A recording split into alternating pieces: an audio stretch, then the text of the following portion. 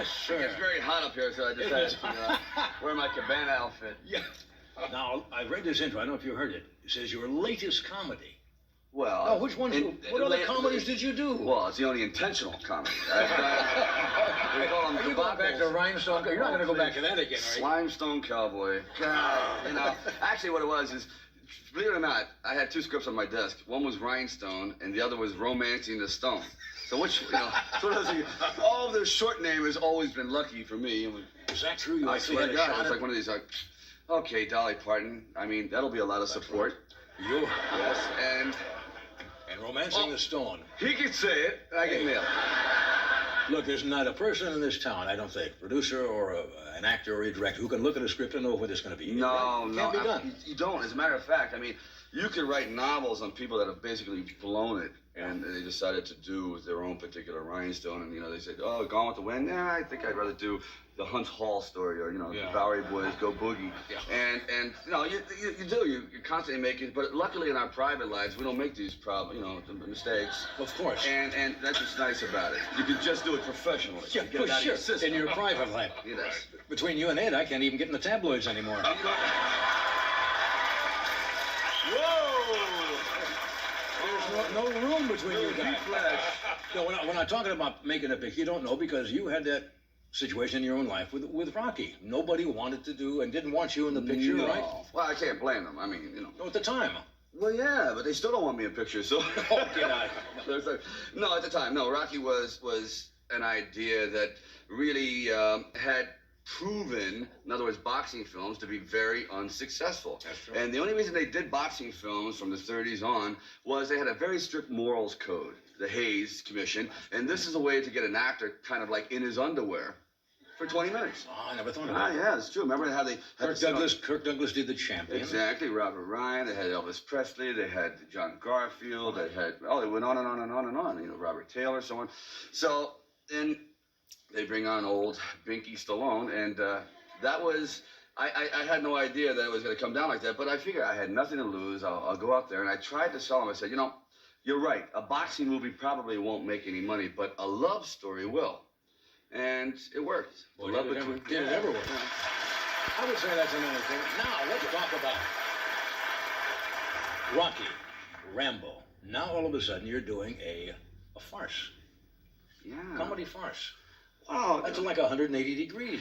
Well, basically, my life has been a farce, so I thought I'd have to get paid for it. All of our lives. I might as well just put it on film, you know? Well, the thing is that I wanted to do a comedy because actually, there are moments in Rhinestone I like, but I took such a beating. Jeez, you know, Hitler got better notices. I mean, geez. But that was a beating. So I said, okay, never again. Who's gonna hold a grudge? You know. So, and anyway, I stopped writing death threats and decided to do another comedy. And when John Landis came along with this, who's brilliant at doing comedy, he's done Trading Places and Animal House and Blues Brothers, and he said a farce. I said, whoa. See, a farce is not really like comedy. It's like fuel-injected comedy. It's kind of like, take your most stressful condition you've ever had, like you're late for the airport, you're going to your car runs out of gas, then you finally get gas and it calculates your ticket. If you're taking, then you find out your daughter is pregnant. Wait a minute, you know, I mean, it goes on and on and on and on. Lots of doors opening and closing and running into rooms right, and out. Exactly right. And I said, this is going to be an interesting challenge. But luckily, he surrounded me with such very, very good actors. They're all incredibly competent that somehow I squeaked through. You came off very well. You got nice reviews for this. Oh, it's because I wrote them. No, is it? Now, are you going to go on and do, this is going to be a new direction? Well, yeah, I'm doing a comedy right now with Estelle Getty and Joe Beth Williams. Seriously? Yeah, it's called Stop or My Mom Will Shoot. And I know what that's about. Yeah. So, geez. We got to cut away here for a second to a commercial. We're coming back, folks. Stay where you are. We're right back. How are you? Well, you're wrong. You die on the air sometimes. Yes, I do, Oprah. I thought I'd jump right on this right away before you guys did. He's down. Kill him. Kill him. I ain't doing nothing for 3 weeks. 3 weeks, you can be out here. I'm a little nervous. Yeah. Hi, Ed. Feeling sorry for yourself, pygmy pants. You are a credit to your profession. We give it a shot. I see you, Fred. Fred's giving me one of these, which What does means, that very mean? cleverly in show, we have a film clip. Ah. See, some genius came up with these little signals, you know, Yes, yet. yes. He's sitting over there going like this. Hey, going to cut his face, and he's charades, as a right? meat slice. You have a meat slicer. Yes. Open, book. Short book. So we have a film clip, obviously, from Once an Eagle, as I understand his clever cue. You want me to set it up? Set it up. Very good.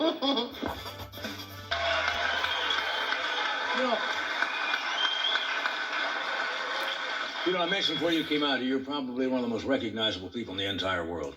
When you were a young man, before you got into this business, what would you have hoped in your life to accomplish? I mean, obviously you never envisioned this kind of success. Nobody does, and... I thought that I would end up playing most likely heavies, and...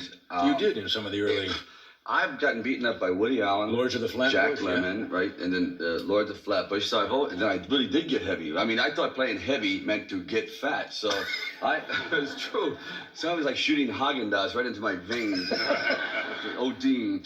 And So you thought that would be your career? Absolutely. I said, this is it, because, you know, there's certain, if you have certain physical characteristics, Right. you tend not to look like Jack Armstrong, the All-American. Boy, I look like the Boston Strangler. So the parts came accordingly. And then Rocky was like a perfect vehicle to show the rough side, but also the innocent side. Yeah. Otherwise, I would have been, again, being beaten up by Woody Allen and Bananas. Yeah, that's true. Yeah, oh yeah.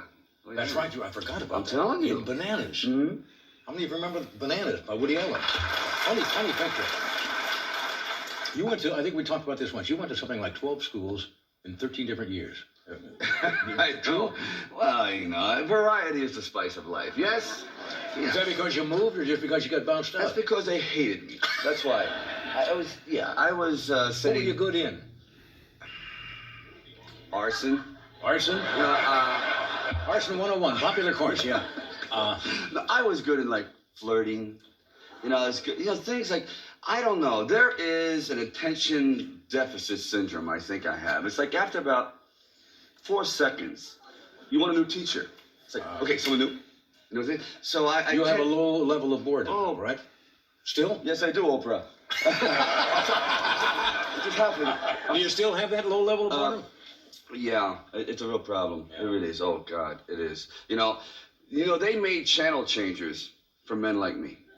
I mean, that to me, when they say, what is the great invention of the 20th century? People say, well, you know, this is, and we're going to cure cancer. Remote, I said, no, huh? remote control. All night long. And you know, the person that sits there next to you, what is going through their mind? They're like, because they're not on your wavelength. Yes. And they got to like... Don't change that channel. You know, so. Yeah, low attention span. That's Oh, right. please. I sit there and I just sleep with my hand on the damn button, like, just all night. Okay, I'm getting this from Freddie, which means we've got a small clip from Oscar, right? You don't. What? Yes. Really? Yes, clever of us. All right. Do we need any lead into this? Or do you know what we're going to see, or? Oh, yeah, this is my daughter, who is kind of like my female counterpart. She's very, very tough, very, very spoiled, Italian princess. I find out that she supposedly is going to marry a chauffeur, and I'm coming up there to raise hell with her. All right, watch it. From Oscar. Lisa!